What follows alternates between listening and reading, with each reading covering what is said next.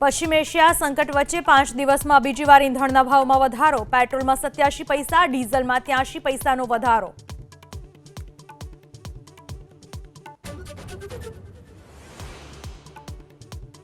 એક પછી એક ઈરાનને ધમકી આપ્યા બાદ ટ્રમ્પે મારી પલટી। બોલ્યા, ખાડી દેશોની અપીલ બાદ ઈરાન પર નહીં કર્યો હુમલો। ઈરાનનો પલટવાર, અમેરિકાને કરવી જ પડશે પીછેહટ। ગુજરાત સહિત દેશમાં કાળઝાળ ગરમી। દેશમાં 22 થી વધુ શહેરમાં 45 ડિગ્રીથી વધુ તાપમાન। અમદાવાદમાં આજથી 2 દિવસ ગરમીનું ઓરેન્જ એલર્ટ।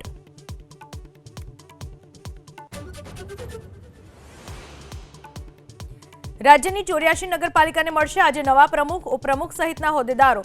મહિનાના અંત પહેલા 15 મહાનગરપાલિકાના મેયર અને જિલ્લા પંચાયતના પ્રમુખની પણ થશે નિયુક્તિ।